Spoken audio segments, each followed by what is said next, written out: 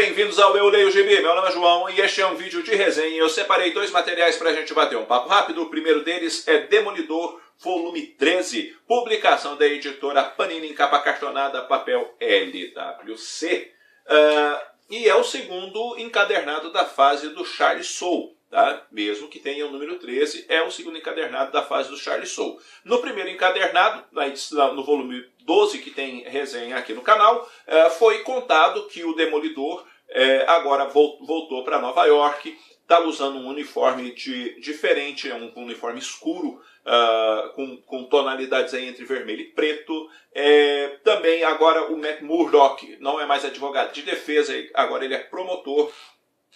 Então ele está aí em novos ares, em novas perspectivas, tem um sidekick que é o Ponto Cego e também ele conseguiu fazer alguma coisa que as pessoas esqueceram, que o Matt Murdock e o Demolidor são a mesma pessoa. Então todas essas mudanças advêm aí dessa nova fase, onde ele enfrentou um vilão chamado 10 Dedos. E, diga-se de passagem, foi um arco um tanto que interessante, o primeiro lançado aí pela Panini nessa nova fase escrita pelo Charlie Soule. No encadernado anterior a gente tinha a arte do Ron Garney, e nesse daqui a arte ficou por conta do Matteo Buffani com o Goran Sudozuna. Acho que é Sudsuna, uma coisa desse tipo. As pessoas podiam chamar Pereira, Oliveira, essas coisas assim, era mais fácil da gente falar, né, não? Mas, enfim, voltando para a essência do quadrinho, aqui você vai se deparar com nas duas primeiras histórias com a presença da Elektra. Essa capa aqui bonitona foi feita pelo Bill Sienkiewicz. Então o cara manja muito de desenho, então a gente tem uma capa chamativa. E nessas duas primeiras histórias vai ter a Elektra. A Elektra tem uma filha. De onde veio essa filha? Ela tem uma filha. Tá? E ela tem uma filha e essa filha sumiu. E ela, de alguma maneira,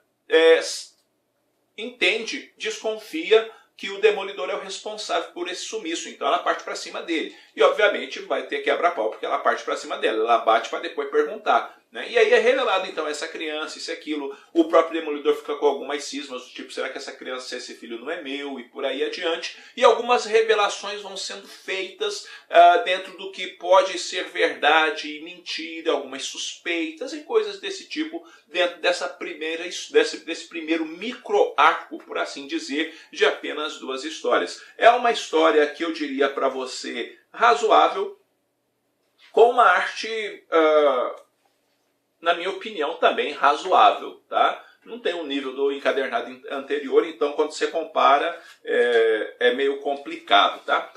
Mas não é uma grande história, na minha opinião. É uma história razoável, isso e aquilo. Depois, na história número 3 e número 4, o Demolidor vai para Macau. Por quê? Porque ele quer recuperar, ele quer pegar ali uma valisa. E porque nessa pasta, nessa valisa, tem documentos importantes acerca de N coisas ali, para planos que ele tem no futuro. E ele precisa, por toda a lei, pegar aquilo ali. Mas ele sabe que ele não pode fazer isso sozinho. E uma vez que ele não pode fazer isso sozinho, ele conta com a ajuda então do Homem-Aranha. O Homem-Aranha não está confiando exatamente no Demolidor por uma questão muito simples. Ele sente que existem buracos na memória dele acerca do Demolidor. Ele lembra, por exemplo, do momento que eles lutaram, mas ele não lembra de determinadas coisas. E isso, obviamente, pode ter ligação com aquilo que o Demolidor fez para as pessoas esquecerem que ele e o Matt Murdock são a mesma pessoa. A história em si, pela forma com que ela é contada, direcionada, isso aquilo, é fraca. Tá? Não é uma história legal, não. É uma história fraca. Eu não me apaixonei, vamos dizer assim, pela história, não. Não me empolguei com o que eu vi. E depois vai fechar a edição uma história que tem e que vai apresentar, na verdade, a volta da Echo e que faz parte do anual do Demolidor lá nos Estados Unidos, também contando aí com Garra Sônica. E galera, é o seguinte, devagar, quase parando, vamos dizer assim, sei lá, é chato, não é legal, não tem um roteiro bacana, não me empolgou nem um pouco essa história do anual também não. E se eu for comparar a edição com as edições anteriores,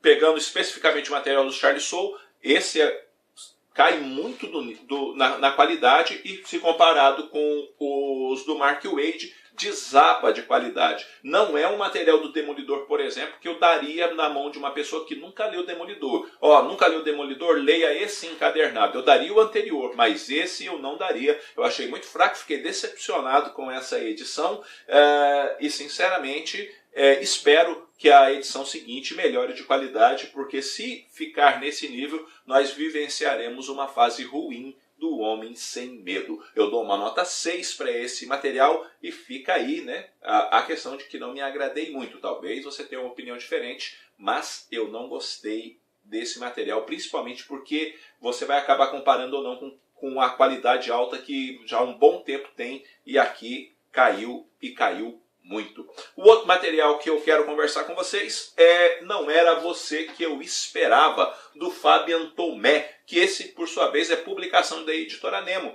Ele tem papel offset, capa cartonada, tem orelhinhas e coisa e tal. E aqui o Fabian Tomé vai contar a respeito da filha dele. Como assim? Pois é um quadrinho biográfico, onde no começo vai mostrar um pouquinho ali da infância do autor e depois vai trabalhar aí mais esse contexto familiar dele, onde a filhinha dele nasce com síndrome de Down, ou trissomia 21, como que é o nome aqui que é dado no quadrinho, né, que é o nome mais científico para a questão da síndrome de Down. Mas como assim? No fundo, galera, ninguém está esperando ter um filho com síndrome de Down. Quando você vai ter um filho, você acha que vai vir tudo tranquilo, sem nenhuma dificuldade, sem nenhum problema. E aí quando acontece uma coisa assim, obviamente, e mesmo que as pessoas digam, isso não vai fazer nada, pelo menos no começo a pessoa fica meio balançada, mesmo com todas as informações que hoje em dia nós temos. Porque você vai ter que aprender a ser pai de uma criança com síndrome de Down. Na verdade, você tem que aprender a ser pai dos seus filhos, né? Eu tenho 3 e eu tive que aprender a ser pai de cada um deles, porque eles não são iguais. São seres humanos diferentes que têm aí uma maneira que você precisa ver como lidar com cada um deles. E aqui não seria diferente. Mas o que acontece? O autor, ele também vai falar dos preconceitos dele, das dificuldades de aceitar a ideia de um filho com síndrome de Down, como que ele teve que trabalhar isso tudo, barreiras que ele precisou quebrar, entre outras coisas que tornam o quadrinho muito interessante, diga-se de passagem. Não é um quadrinho que te pega lá no começo, assim, já, começou, me interessou. Não, ele começa meio devagar, mas ele sabe trabalhar muito, sabe muito bem o que ele está fazendo, porque ele vai te convidando para dentro da história e você vai se envolvendo com a história dele. E você vai acaba se assim preso lá dentro daquilo ali, porque você quer saber como que ele lidou com isso tudo, como foi para a família dele, como foi para os parentes, a esposa, a outra filhinha que ele já tinha e por aí adiante, e acaba se tornando uma história muito bonita, uma história assim, ao mesmo tempo que você aprende muita coisa e que você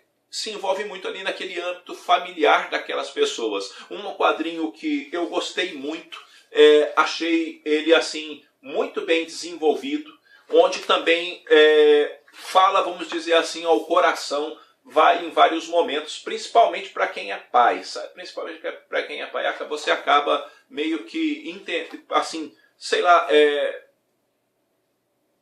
visitando de uma forma mais contundente a história, por causa dessa questão de você já ter essa questão paterna em você e por aí adiante. Recomendo muito essa leitura, gostei demais disso daqui. Quando saiu demorou um pouco para eu comprar, porque eu fui esperando um desconto ou outro. Isso aqui até que achei num preço bem convidativo e eu peguei esse material que eu dou uma nota 9 e recomendo fortemente a leitura a vocês de Não Era Você Que Eu Esperava. Bom, galera, é isso daí. Eu vou ficando por aqui. Eu espero que esse vídeo tenha sido útil para você de alguma maneira. Se você não é inscrito no canal, inscreva-se, dê uma força para o canal crescer, conte aí para os seus amigos a respeito do Eu Leio Gibi. No mais, logo a gente está voltando com outro vídeo. Um abraço forte em todo mundo. Fui!